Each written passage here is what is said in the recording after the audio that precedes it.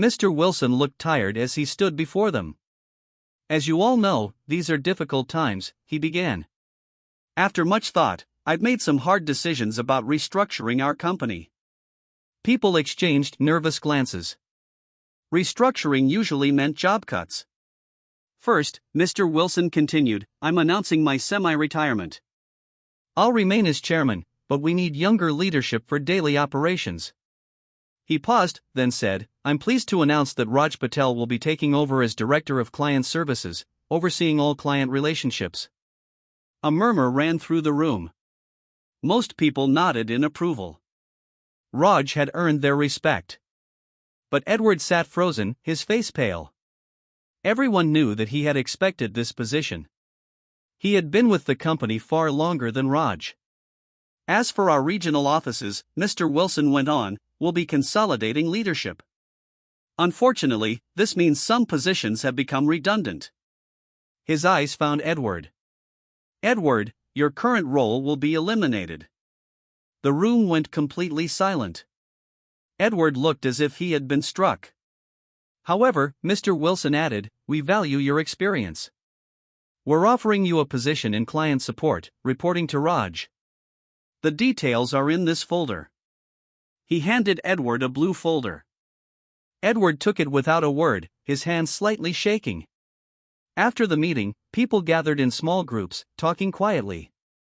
Some looked relieved that they still had jobs. Others worried they might be next. Edward sat alone at his desk, staring at the closed folder. His office, once a symbol of his status, now felt like a temporary space. Soon it would be someone else's. Raj wanted to speak with him, but decided to wait. This was a hard moment for Edward. It was exactly what Edward had done to him years ago, offering a lower position as an alternative to unemployment. The next few days were awkward. Edward barely spoke in meetings. He completed his work, but nothing more. People avoided him in the break room, unsure what to say. A week after the announcement, Edward knocked on Raj's new office door, the large corner office that had once belonged to Mr. Wilson. Do you have a minute? Edward asked stiffly. Of course, Raj said, gesturing to a chair. Please sit. Edward sat but looked uncomfortable. I wanted to discuss my new position. Yes, Raj nodded. You'll be working with our smaller clients. The salary is lower, but the role is stable. Edward's jaw tightened. It's a big step down. It is, Raj agreed. He didn't offer false comfort. But in this economy, many would be grateful for it. Edward looked out the window at the London skyline. Do you enjoy this? Seeing me brought low? The question hung in the air between them. Raj thought carefully before answering. No, he said finally. I don't enjoy anyone suffering. But you must remember how I treated you, Edward insisted. When you first came here, when you were in the mailroom. I was unkind. Raj nodded slowly. I remember. Then why offer me anything at all? Edward asked. Why not just fire me? Raj leaned forward. Because that's not who I want to be, Edward. And because you're good with clients when you try. The company still needs your skills. Edward looked surprised. He had expected anger or gloating, not this calm assessment. I have a family too, Raj continued. I know what it means to worry about providing for them. For a moment, Edward's heart expression softened. My daughter is starting university next year, he said quietly.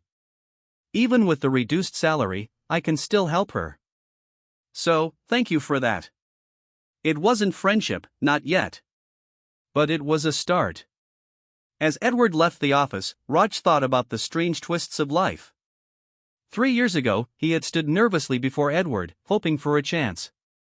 Now their positions were reversed. Not because of luck or connections, but because of hard work and treating people with respect. The 6 months had passed since the company restructuring. The office had settled into a new rhythm. Raj's leadership style was different from Mr. Wilson's, more collaborative, more open to new ideas. Most of the staff had adjusted well to the changes. Edward had been quiet but reliable in his new role. He came to work on time, did what was asked of him, and left without socializing. The light that had once burned in his eyes, the ambition, the confidence, seemed dimmed. Raj noticed this. He had been watching Edward carefully, not out of distrust, but out of genuine interest. Despite their history, Raj believed everyone deserved a chance to grow and change. One Tuesday afternoon, Raj called Edward into his office. "Please, sit down," he said, gesturing to the chair across from his desk. Edward sat stiffly, his back straight. "Is there a problem with my work?" "Not at all," Raj assured him. "In fact, I've been impressed with how you've handled the Taylor account. They can be difficult." Edward looked surprised at the praise. "They just want to be heard," he said with a small shrug. Raj nodded, making a note of this insight. "How are you finding the new position?" "It's been 6 months now." Edward's laugh was short and bitter. "Do you really care, or is this some kind of power game?" The question hung in the air between them. Raj could have been offended, but he understood the pain behind the words. "I really care," he said simply. Edward studied Raj's face, looking for signs of dishonesty. Finding none, his shoulders relaxed slightly. "It's been humbling," he admitted. "But not as terrible as I expected." Raj smiled. "Good. Because I have a proposal for you." He slid a folder across the desk. Edward eyed it suspiciously before opening it. Inside was a description of a new position, mid-level client relations manager, with Edward's name penciled in as the candidate. "What is this?" Edward asked, confusion clear on his face. "I've been restructuring the client services team," Raj explained. "We need someone to manage our mid-size accounts. Someone with experience and good judgment." Edward looked up from the folder. "And you think that's me? After everything?" "I think you've shown remarkable resilience these past months," Raj said honestly. "And I've seen how you work with the Taylor account.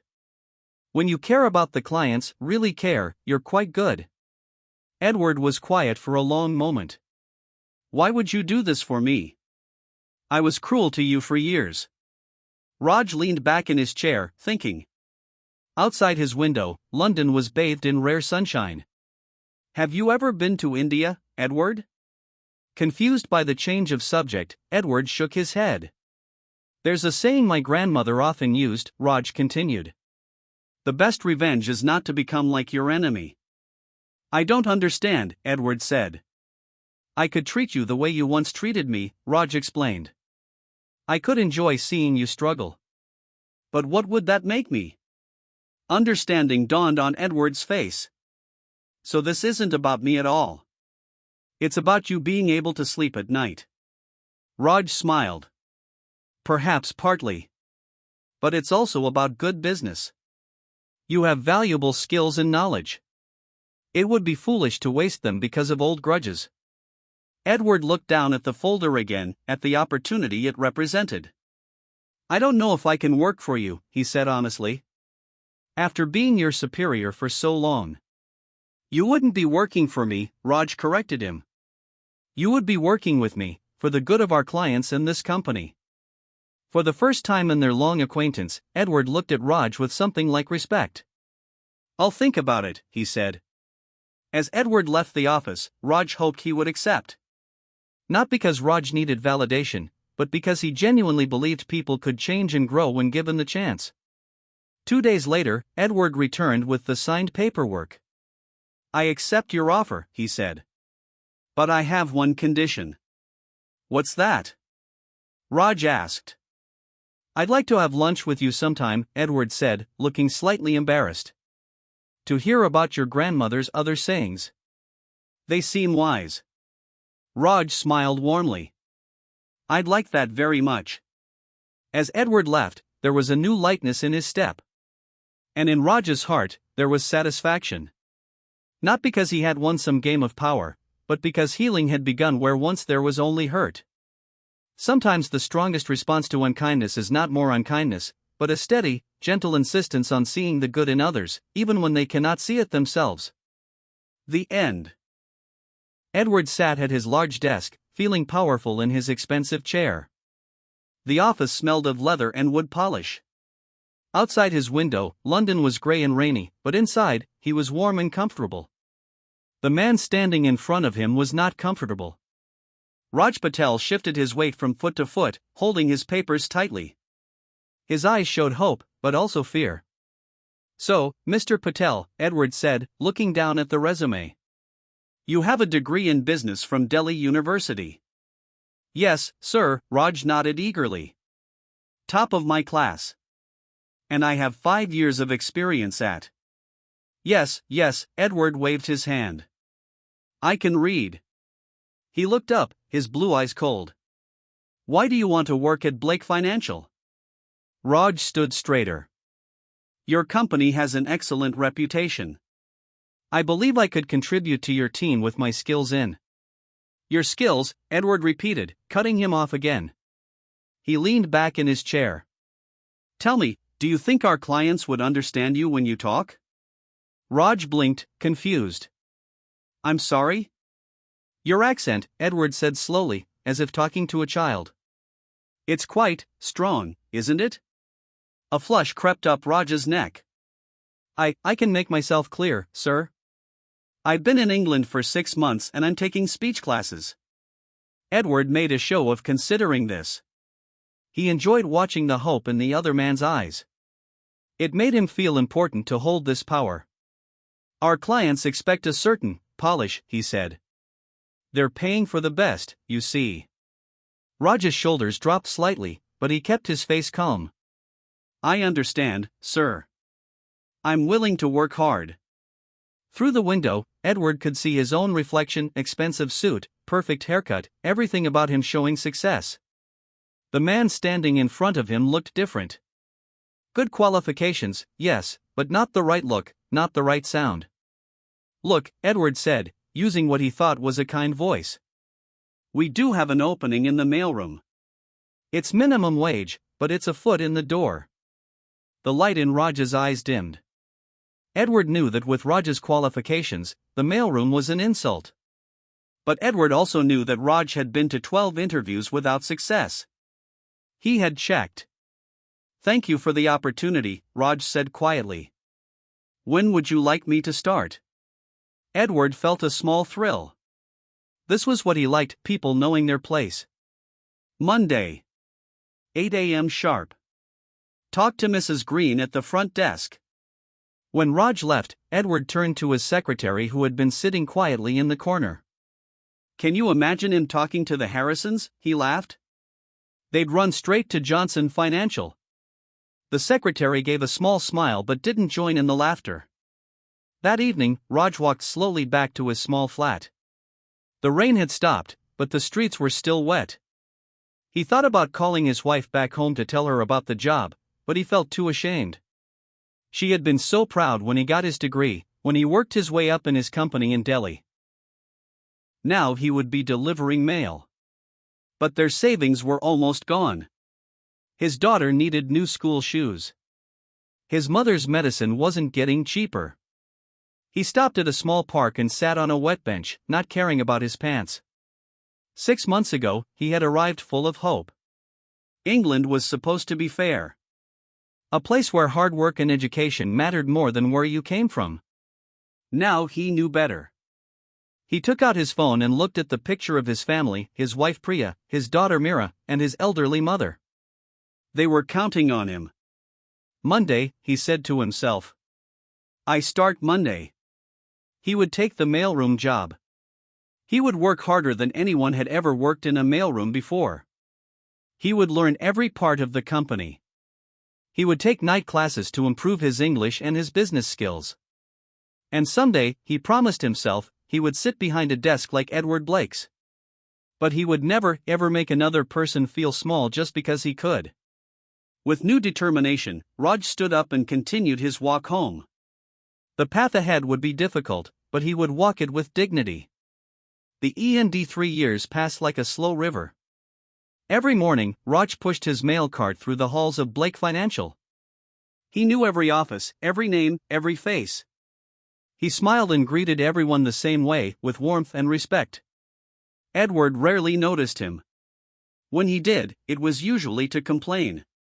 "The Thompson file was supposed to be on my desk this morning," Edward would say loudly, so others could hear.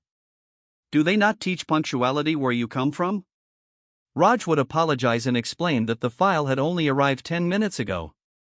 Edward never listened to explanations. But Raj was doing more than just delivering mail. At night, he attended business classes at the local college. During lunch breaks, he studied the company's reports. He noticed patterns in the numbers that told stories about the business. He also made friends. Mrs. Green at the front desk shared her homemade cookies with him. Tom in accounting explained the company's filing system. Even Mr. Wilson, the company owner, nodded hello when they passed in the hallway. Only Edward remained cold, often mimicking Raj's accent when telling stories in the break room. "Please sir, where would you like your mail?" he would say, bobbing his head in what he thought was a funny imitation. People would laugh nervously, looking away when Raj walked by. One rainy Tuesday, Raj was working late. Most people had gone home, but he was organizing tomorrow's mail when he heard raised voices from the conference room. "The numbers don't lie, Edward." It was Mr. Wilson, sounding angry. "The Thompson account is in serious trouble. They're our biggest client. If we lose them, we'll have to let people go." "I've got it under control," Edward said, but he sounded unsure. "You have 1 week," Mr. Wilson said firmly. "Fix this, or we'll need to discuss your future here." Raj moved away quickly before they came out. But that night, he couldn't sleep. The Thompson account, he had delivered their files for 3 years. He had seen the reports, the numbers, the trends. Something wasn't right with their account, and he thought he knew what it was. The next day, after his shift, Raj stayed late again. He found old Thompson reports in the archives and spread them on an empty desk. He worked for hours, making notes, drawing charts. By midnight, he was sure. There was a pattern. Thompson was being charged for services they didn't need, while not getting the services they actually wanted. No wonder they were unhappy. Raj wrote everything down clearly. He made a simple plan to fix the problem. He knew it would work. But then he hesitated. Who was he to offer business advice? He was just the mailroom guy. Edward would laugh him out of the building. Still, people might lose their jobs. Good people like Mrs. Green and Tom. The next morning, Raj knocked on Edward's door, his heart beating fast. "Sir, I believe I can help with the Thompson account," he said, holding his report tightly. Edward looked up, surprised, then laughed. "The mailroom guy? Please. Get back to sorting letters where you belong." Raj stood still. "But sir, I've analyzed their file and..." Did I stutter? Edward's face turned red. "Know your place, Patel." Raj left quietly. That night, he thought about his options. He could keep quiet and protect his small job. Or he could risk everything to help the company. He thought of his daughter, Mira, now 8 years old. What would he want her to do? The answer was clear. The next day, Raj waited until Edward was in a meeting. Then he walked straight to Mr. Wilson's office and asked his secretary for 5 minutes of the boss's time. To his surprise, she let him in. Mr. Wilson looked confused to see the mailroom clerk in his office. "Yes, Raj, isn't it? What can I do for you?" Raj took a deep breath. "Sir, I know about the Thompson problem. I think I can help." He expected to be dismissed. Instead, Mr. Wilson pointed to a chair. "I'm listening." For 20 minutes, Raj explained his findings. He showed how Thompson was being mismanaged and how to fix it. Mr. Wilson asked sharp questions, which Raj answered confidently. When he finished, Mr. Wilson was quiet for a long moment. "Why are you in the mailroom, Raj?" he finally asked. Raj looked down. "It was the only position offered to me." Mr. Wilson nodded slowly. "Well, that's about to change. I want you at the Thompson meeting tomorrow. 9 o'clock. As Raj left the office, he felt something new growing inside him. Not pride, exactly. But hope. Hope that maybe in this world, hard work and truth could still win. The conference room buzzed with tension the next morning. Men in expensive suits sat around the long table, their faces serious. At the head sat Mr. Wilson, with Edward on his right. Raj stood quietly near the door, unsure if he should sit. "Where are the Thompson representatives?" Edward asked, checking his watch. "They'll be here in 15 minutes, Mr. Wilson said. Then he looked at Raj. "Please sit down, Raj. We have things to discuss before they arrive." Raj took a seat at the far end of the table. He could feel Edward's angry stare. "I've reviewed Raj's analysis of the Thompson situation," Mr. Wilson said, passing out folders. "I believe his approach could save the account." Edward's face turned red. "Sir, with all due respect, he's a mailroom clerk. He doesn't understand the complexities of—" "I didn't understand them either," Mr. Wilson cut in, "until he explained them to me." He turned to Raj. "Would you please share your findings with the team?" Raj's throat felt dry, but he stood up. For 3 years, he had been invisible in this company. Now all eyes were on him. "The problem is simple," he began. His voice shook slightly, but grew stronger as he continued. "Thompson needs custom financial services for their overseas expansion. We've been trying to sell them our standard package instead of listening to what they actually need." He explained his plan, pointing to specific numbers and trends. The room grew quiet as the other men started nodding. They could see he was right. When he finished, Mr. Wilson thanked him. Edward sat stiffly, staring at his hands. The meeting with Thompson went better than anyone expected. The clients were impressed with Raj's understanding of their business. By the end, they agreed to stay with Blake Financial for another year. As people filed out, Mr. Wilson pulled Raj aside. "That was exceptional work." "Thank you, sir," Raj said. "I'm glad I could help." "Help?" Mr. Wilson raised his eyebrows. "You just saved several jobs, including possibly Edward's." He paused. "How would you feel about joining our client services team?" "As a junior manager, of course. Your salary would reflect the change." Raj could hardly believe what he was hearing. "I would be honored, sir." "Good. Starting Monday, you'll report to me directly. We'll find someone else for the mailroom." As Raj walked back to the mailroom to finish his last day there, he passed Edward in the hallway. Edward didn't meet his eyes. Word spread quickly about Raj's promotion. Mrs. Green hugged him. Tom from accounting insisted on taking him out for a celebratory drink after work. Even people who had never spoken to him before suddenly knew his name. The next few months were challenging. Raj had to prove himself every day. Some clients were surprised to see him in meetings. A few asked to work with someone else, which Edward was quick to point out to Mr. Wilson. But most clients came to appreciate Raj's careful attention to detail and his willingness to really listen to their needs. His department began to grow. Edward watched Raj's rise with growing bitterness. He started rumors about how Raj was only promoted because of diversity goals. He made jokes about Raj's accent behind his back. But the jokes didn't land the way they used to. People had seen Raj's value. One day, about 6 months after his promotion, Raj was working late when there was a knock at his office door.